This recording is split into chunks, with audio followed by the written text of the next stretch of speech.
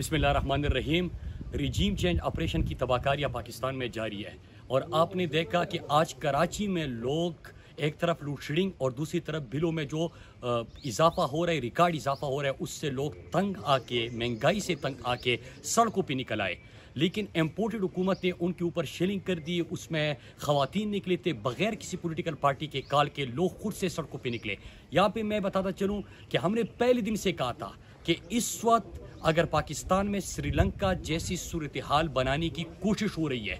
جس طرح پاکستان میں ایک دھمکی آمیز مراسلہ بھیجا گیا، پھر ریجیم چینج آپریشن ہوا اور سندھ ہاؤس میں منڈی لگی، پاکستان کی الیکٹڈ گورنمنٹ کو، پاکستان کے سب سے مقبول ترین لیڈر عمران خان کی حکومت کو، میجارٹی کو انہوں نے حکومت سے نکالنے کی کوشش کی۔ کیونکہ عمران خان آزاد خارجہ پالیسی چاہتے تھے، خود مختاری چاہتے تھے، پاکستان کی خودداری چاہتے تھے، رشیا وزٹ کیا تھا اور پاکستان میں وہ جو پیٹرول ہے اور انرجی کا معاہدہ کرنے جا رہے تھے کہ پاکستانیوں کے اوپر اس کا بوجھ نہ پڑے۔ لیکن غلاموں نے، بھکاریوں نے، امپورٹڈ حکومت نے پاکستانیوں کے اوپر پیٹرول بم گرایا، ڈیزل بم گرایا، بجلی کی جھٹکے دے، اور اب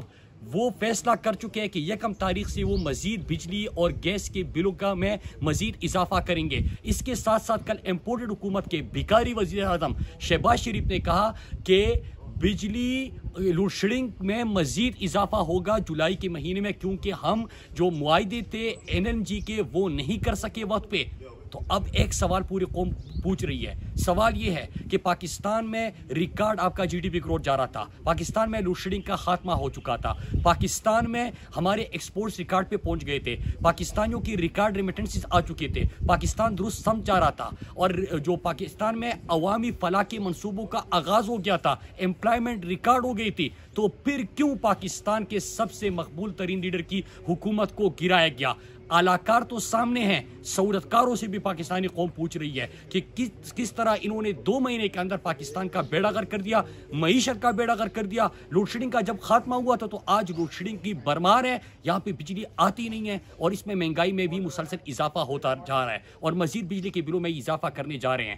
لہٰذا میں پھر سے بتاتا چلوں کہ پوری پاکستانی قوم اس وقت اپنی لیڈر عمران خان کے ساتھ کھڑی ہے۔ 2 جولائی کو انشاءاللہ پوری پاکستانی قوم اسلام آباد پیریڈ گراؤنڈ میں اکٹھی ہوگی اور اس امپورٹڈ حکومت کے خلاف، یہ جو چور اور ڈاکو پاکستان کے اوپر مسلط کیے گئے، جنہوں نے خود کو NRO دے دیا، NRO 2 دے دیا، ان کے خلاف سڑکوں پہ نکلیں گے۔ پاکستان کی تاریخ کا سب سے بڑا جلسہ ہوگا، اور جو پنجاب سے خبریں آ رہی ہے تو اس کا ایک ہی مطلب ہے کہ امپورٹڈ حکومت کا ٹائم ختم ہو چکا ہے۔ لہٰذا سب ہوش کے ناخن لے۔ پاکستانیوں کے اوپر جو انہوں نے ایک چور اور ڈاکوں کا، لٹیروں کا ایک ٹولہ مسلط کر دیا تھا، عوام کی چیخیں نکال چکے ہیں، اور یہ جو احتجاج کا سلسلہ شروع ہو چکا ہے، یہ جو نااہلوں کی وجہ سے احتجاج کا سلسلہ ہے، جو مہنگائی کی وجہ سے احتجاج کا سلسلہ ہے، یہ اب رکنے والا نہیں ہے۔ خدا کے لیے پاکستان کے اوپر رحم کرے، فوری انتخابات کرے تاکہ الیکٹڈ نمائندے ہو، پاکستان کی قوم کے حقیقی معنوں میں نمائندگی ہو، اور وہ پاکستان کے مستقبل کے فیصلے کرے، نہیں تو سری لنکا جیسی صورتحال کی طرف آپ بڑھ چکے ہیں۔